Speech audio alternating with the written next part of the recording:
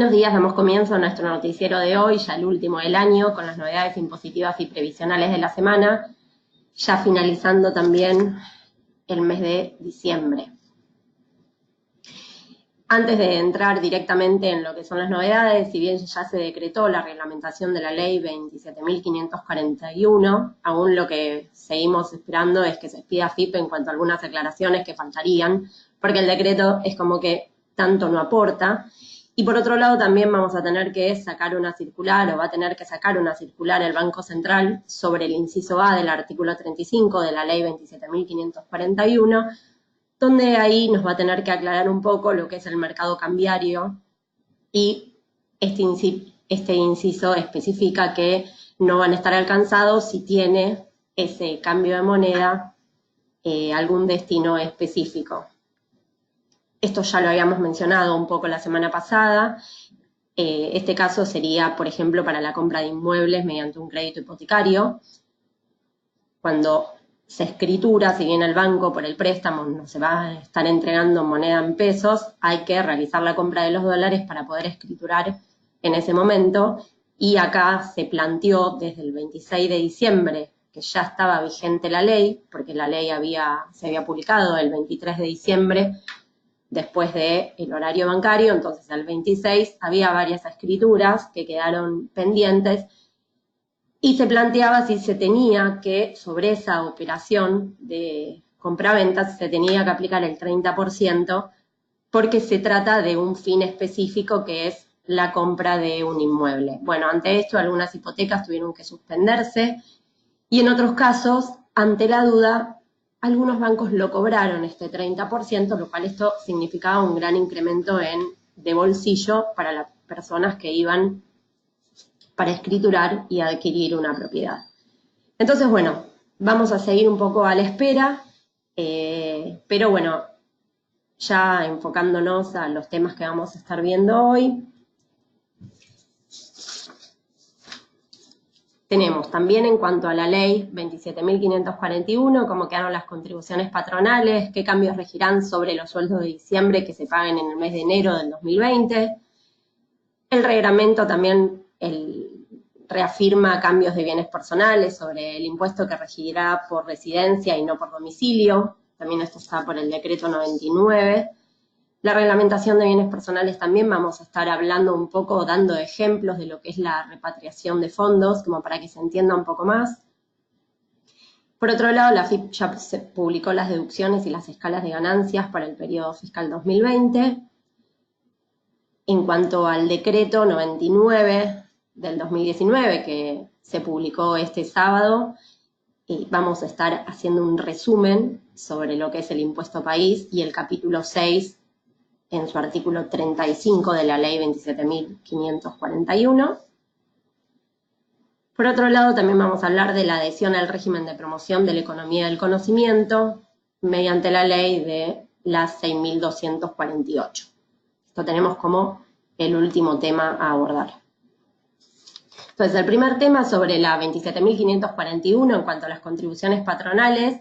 y qué cambios regirán sobre los sueldos de diciembre que se estén abonando en enero. Acá la ley estableció que las pymes de hasta 25 empleados van a estar pagando contribuciones patronales a la Seguridad Social a partir de 17.003 pesos de salario por cada trabajador. La reglamentación de la Ley de Emergencia de Economía estableció que las medidas sobre las contribuciones, los cambios en los niveles del mínimo no imponible y en las alícuotas también, de manera segmentada, y van a entrar en vigencia para las obligaciones que deban pagarse en enero y que corresponden a los sueldos devengados en diciembre, según el artículo 8 de este decreto reglamentario. Entonces, la ley 27.541 aclara que las empresas medianas o grandes, según los niveles de ventas, y que no estén alcanzados por las categorías de comercios o de servicios, también van a estar pagando el 18%, aunque a partir de los 7.003,68 pesos de salarios por trabajador. Por ejemplo, este sería el caso de las industrias con independencia del tamaño o nivel de las ventas, van a estar abonando el 18%, como comercios y servicios contribuirán con el 20,4%. Por otro lado, los sectores que son denominados en crisis, como salud,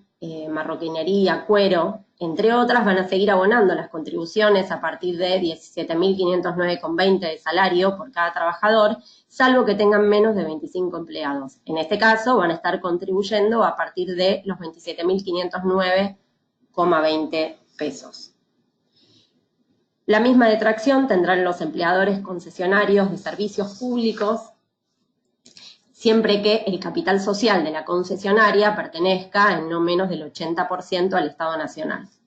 En el 2019 las alícuotas fueron del 20,4% para comercios y servicios y el 18% para el resto. Y en el 2020, según esta reforma tributaria que fue aprobada, debían ser del 20,10% y 18,5% hasta converger al 19,5% en el 2022. Y esto quedó anulado. Esto había sido reformado en el año 2017. Esto quedó anulado, así como la mayor reducción de las contribuciones patronales, que ahora se va a estar manteniendo en 18% y 20,40% con las aclaraciones sobre las pymes y sector en crisis que recién les mencioné. Por otro lado, el decreto reglamentario reafirma el cambio en bienes personales sobre el impuesto que va a regir por residencia y ya no por domicilio. A través de este decreto, que fue publicado, como dijimos, el sábado, se reglamenta esta parte de bienes personales de residentes y domicilio. La reglamentación establece que toda referencia que efectúen las normas legales, reglamentarias y complementarias sobre el nexo de vinculación de domicilio con relación al impuesto sobre los bienes personales se tiene que entender que es referida a residencia. Así que hay muchas dudas de cómo debe ser esta repatriación para el periodo 2019. Los patrimonios que se encuentran en el exterior y que no tengan la liquidez para que se puedan ser repatriados van a quedar a la alícuota incrementada. Este es el caso, por ejemplo, de los inmuebles. Entonces, para ver algunos ejemplitos y entender un poco más, tenemos, por ejemplo, que una persona humana posee al 31 de diciembre del 2019 bienes en el país por un monto superior al mínimo no imponible. Y por el otro lado, posee en el exterior, en el primer caso, 2 inmuebles,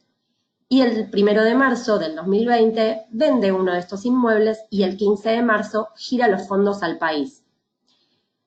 Estos fondos los dejas depositados hasta el 2 de enero del 2021 en una caja de ahorro en dólares abierta en su nombre en un banco que está sujeto a la ley de entidades financieras, la ley 21.526. Entonces, en este caso corresponde que tribute el impuesto por los inmuebles en el exterior, considerando las alícuotas incrementadas, dado que la repatriación de fondos no va a corresponder a la realización de activos financieros, sino de inmuebles.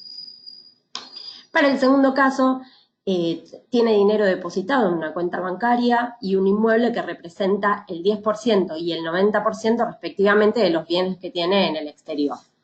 El 20 de marzo transfiere dinero depositado en la cuenta bancaria que representa el 5% del valor total de los bienes en el exterior y a una caja de ahorro en dólares abierta a su nombre en un banco que también está sujeto a la ley de entidades financieras. Para esto, al haber repatriado activos financieros por el 5% del valor total de los bienes en el exterior, va a tener que gozar del beneficio de no aplicar las alícuotas incrementadas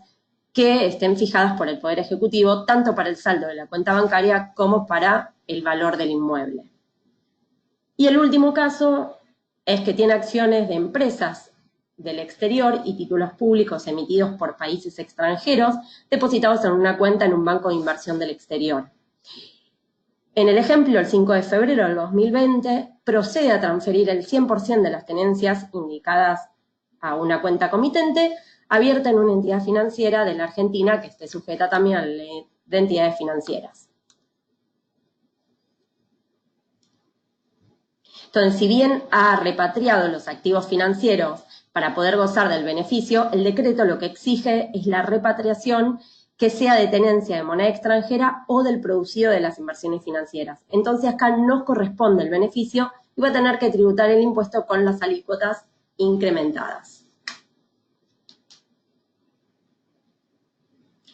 Pasando de tema, también la novedad que tenemos es que la AFIP ya efectivamente publicó las deducciones y las escalas de impuesto a las ganancias para el periodo fiscal 2020. Esto lo hizo en su sitio web. Y para las algo importante es que para las actualizaciones de los valores fue utilizado el índice de RIPTE de octubre del 2019 con un valor de 1,44277964. Entonces, como para tener un poco de idea, los empleados solteros van a tener descuentos a partir de un neto de 55.261 pesos al mes. Para quienes estén casados, el nuevo umbral de pago estará en 64.415 neto por mes si tienen un hijo. Para quienes estén casados y tengan 2 hijos, el mínimo no imponible será de 73.014 neto por mes. Y acá hay que tener en cuenta que los valores de las escalas y deducciones aumentados por el RIPTE, que es la remuneración imponible promedio de los trabajadores estables, fue del 44,28 y comienza a regir a partir del mes de enero del 2020. Y acá lo que hay que tener en consideración, esto también ya se venía hablando, de que acá se va a tener que descontar el 20% que ya se había incrementado por decreto y que luego fue ley durante el periodo 2019. Bueno, acá vamos a tener el ganancia mínima no imponible, el monto del cónyuge, hijos, deducción especial por el apartado del artículo 1, la deducción especial por nuevos emprendedores, el servicio doméstico, primas de seguro de vida, gastos de sepelio, prima de retiro, prima de ahorro de seguro mixto, intereses hipotecarios, alquiler de vivienda, aportes de cajas previsionales, movilidad, viáticos para larga distancia, amortizaciones de vehículos, aportes CGR, ropa de trabajo, plan médico, donaciones y honorarios médicos.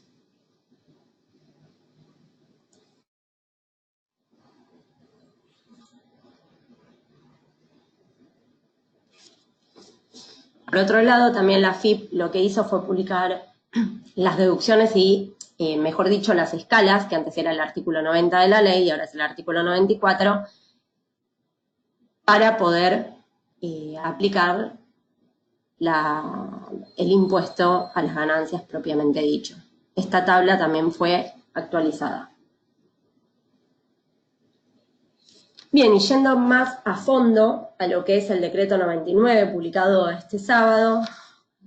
en lo que aclara un poco, no todo, porque este decreto es muy corto y la ley, la 27.541, es muy abarcativa, pero bueno, para hacer como un pequeño resumen de las aclaraciones hasta el momento, y siempre que la AFIP no diga por ahí otra interpretación, lo que nosotros tenemos que saber es que esta ley lo que estaría agravando es el cambio de moneda, cualquier tipo de moneda extranjera. Nosotros en el ejemplo vamos a estar tocando el tema de la moneda de dólares y pesos, pero el cambio puede ser en cualquier moneda extranjera. Para el caso de adquisiciones de servicios en el exterior, mediante turismo, nos dice que contratados a través de agencias de viajes y turismos del país, que no estén accediendo al mercado cambiario para su cancelación, es decir, que estuviera cotizado y abonado en pesos, el decreto nos está aclarando que esto va a estar no grabado. Y acá puede ser al exterior, a cualquier parte. Siempre que esté cotizado y abonado en pesos, en este caso no hay cambio de moneda, no se alcanza por el impuesto. Adquisiciones de servicios en el exterior mediante turismos contratados a través de agencias de viajes y turismos del país, accediendo al mercado cambiario para su cancelación, cotizado en moneda extranjera y abonado en pesos, por ejemplo, me hacen la cotización en dólares, y yo tengo la posibilidad o abonarlo en dólares, que en ese caso no corresponde que se abone el impuesto porque no hay un cambio de moneda. Sí va a corresponder en el caso de que yo esté pagando en pesos aquello que me cotizaron en moneda extranjera, por ejemplo, en dólares. Entonces, en ese caso sí va a estar alcanzado al 30%. Por otro lado, tenemos los servicios de transporte terrestre, aéreo y por vía acuática de pasajeros con destinos fuera del país, a cualquier parte del mundo, sin acceder al mercado cambiario para su cancelación, es decir, que esté cotizado y abonado en pesos. En ese caso también va a estar no grabado. Luego tenemos los servicios de transporte terrestre, aéreo y por vía acuática de pasajeros con destinos fuera del país, a cualquier parte del mundo, accediendo al mercado cambiario para su cancelación, que sea cotizado en moneda extranjera y abonado en pesos. De nuevo, acá otra vez, entramos en lo que es el mercado cambiario, hay un cambio de moneda, acá sí va a estar alcanzado por el 30% la operación. Servicio de transporte terrestre de pasajeros, contratados a través de empresas del país con destino a países limítrofes, vendidos en pesos o en dólares, va a estar no grabado. Es decir, cuando yo saco un servicio terrestre a cualquier país que sea limítrofe, en este caso, no me importa la forma en que me lo estén cotizando, el decreto aclara que va a estar exento de este impuesto. O sea, va a ser no grabado. Servicios contratados desde el exterior con plataformas digitales. En este caso va a estar grabado el 8% y no al 30%, siempre que se acceda al mercado de cambio, cotizado en moneda extranjera y abonado en pesos. Este es el caso de Netflix, Amazon, Spotify. ¿Qué pasa? Recuerden que se había incorporado en la ley del impuesto al valor agregado un nuevo inciso en donde se agregaba que se tenía que pagar el impuesto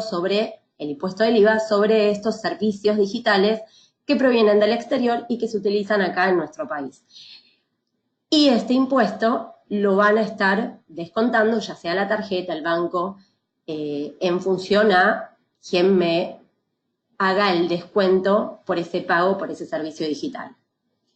Esto va alcanzado al 8 porque ya tiene ese impuesto, con lo cual es como que se estaría pagando la diferencia, por así decirlo, hasta llegar al 30%. Por eso es que se deja sin efecto el artículo donde se grababa a los servicios digitales del exterior al 30% y se estaría reemplazando por este nuevo artículo, que es el 17 del decreto, en donde acá se especifica taxativamente que no van a estar grabados al 30%, sino que van a estar grabados al 8%, justamente porque ya tiene un impuesto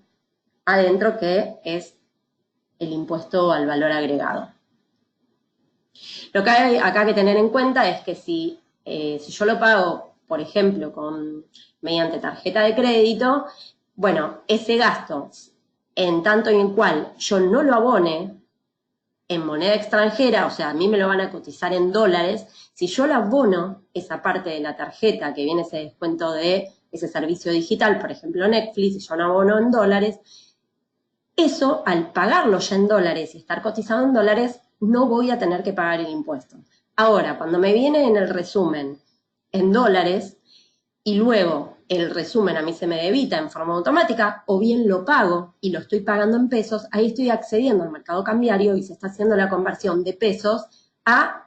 el valor de dólares que tiene ese servicio digital. Entonces, en ese caso, sí voy a estar alcanzada por el impuesto, pero siempre recordando que es el 8%. Otros puntos importantes, ¿qué pasa con los gastos que tenemos en el exterior? O sea, cuando nosotros ya nos estamos yendo ahora de vacaciones al exterior, la duda más planteada es, bueno, ¿qué me va a convenir? ¿De qué forma me conviene más abonar esos gastos para poder no tener que pagar el impuesto? Entonces, a tener en cuenta que si yo estoy gastando en el exterior y esos gastos los estoy haciendo con tarjeta de débito que esté asociada a una cuenta en pesos de acá del país, claramente va a estar grabado al 30% porque hay un cambio de moneda. Pero si yo estoy en el exterior y esos gastos los estoy abonando con una tarjeta de débito que esté vinculada directamente a una cuenta en dólares, en ese caso no hay cambio de moneda, con lo cual no va a estar grabado. Esta pareciera ser la forma más viable para abonar estos gastos en el exterior, siempre que tengamos la posibilidad, obviamente, de tener una caja de ahorro en dólares o, por ejemplo, una caja de ahorro en dólares en cuanto con nuestra tarjeta de débito podemos directamente cancelar esos gastos. Por otro lado, ¿qué pasa cuando estos gastos se están pagando con tarjeta de crédito? Bueno, si yo estoy pagando estos gastos con tarjeta de crédito y sí estoy accediendo al mercado cambiario para su cancelación, es decir, que esté cotizado en dólares y abonado en pesos, porque más allá de que yo lo esté pagando en otra moneda extranjera, cuando la tarjeta me va a convertir es X moneda, por ejemplo, si son reales, si estoy en Brasil, esos reales me los va a terminar convirtiendo en dólares y a mí me los va a terminar cotizando en la tarjeta, me va a poner el monto en dólares. Entonces, si yo accedo al mercado cambiario, es decir, que a mí me figura el precio en dólares y yo lo pago en efectivo, lo pago en pesos, ya sea por débito automático o bien porque pago de antemano la tarjeta, en pesos, en ese caso, va a estar grabado el 30%. Y acá de nuevo, si yo estoy accediendo a pagar esos gastos con mi tarjeta de crédito, pero no estoy accediendo al mercado cambiario para su cancelación, quiere decir que está cotizado y abonado, acá dicen pesos, pero puede ser que esté cotizado y abonado en dólares, ahí pues, va a ser no grabado. Es decir, es lo mismo que antes. Yo no estoy accediendo al mercado cambiario, entonces a mí me va a figurar el precio en dólares, y una vez que me figura ese valor en dólares, de esos gastos que yo hice en el exterior, bueno, directamente yo la parte en dólares la pago directamente en dólares, también como moneda extranjera, no hay una conversión, entonces no va a estar alcanzada por el impuesto.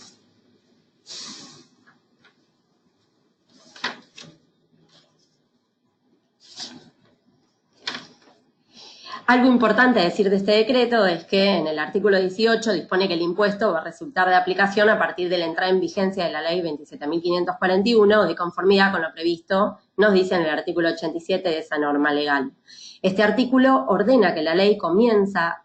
tendría que comenzar a regirse, o comenzó a regirse, mejor dicho, a partir de esa fecha de su publicación oficial, que fue el 23 de diciembre. Sin embargo, a esto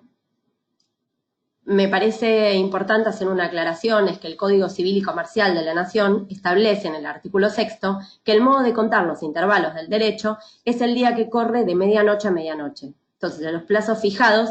en días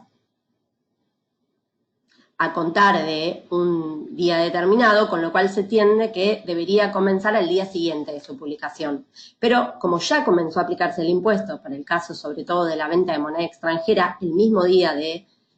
su publicación, incluso habiendo salido la ley después del horario bancario, porque fue que se publicó después de las 15 horas, se empezó ya a implementar, como el banco ante esas transacciones no cobró el impuesto, bueno, lo que se había empezado a implementar es que cada persona que haya accedido a este mercado cambiario tenga que ingresar el impuesto, este 30%, directamente ellos mismos a la AFIP. Y en el caso de que hubiese habido algún tipo de error en cuanto al banco, de que no hayan retenido a partir de esa fecha el 30% a los sujetos que realizaron operaciones cambiarias, es obligación del banco tener que depositar este impuesto cubriendo lo que no se descontó, ese 30% que no se les cobró a las personas que accedieron al mercado cambiario. Bien, en consecuencia de esto, la vigencia general de la ley es a partir del día siguiente al de su publicación, y por lo tanto el impuesto tendría que haber sido descontado respecto a las operaciones que hayan sido liquidadas y pagadas y que se efectuaron a partir de el día posterior a su publicación, y no con anterioridad o ese mismo día, sobre todo porque fue publicada posteriormente a las 15, después de las 15 de la tarde. Entonces acá, de nuevo, quizás tendríamos que esperar a ver si la AFIP se expide con algún tipo de aclaración respecto de eso. Bien, el último tema que vamos a estar viendo hoy es en cuanto a la ley, la 6.248, para la adhesión al régimen de promoción de la economía del conocimiento. Acá la Ciudad Autónoma de Buenos Aires se adhiere al régimen de promoción de la economía del conocimiento según la ley 27.506, y acá lo que se hace es disponer que los beneficiarios de este régimen de promoción gocen de la estabilidad fiscal en la ciudad respecto de las actividades objetos de promoción a partir de la fecha de su inscripción en el Registro Nacional de Beneficiarios del Régimen de Promoción de la Economía del Conocimiento, y este régimen será de aplicación desde el 1 de enero del 2020 hasta el 31 de diciembre del 2029. Bueno, hasta acá llegamos con las novedades impositivas del año, con el último noticiero del año. Nos vamos a volver a encontrar, Dios mediante, en marzo del año que viene. Muchísimas gracias y muchas felicidades.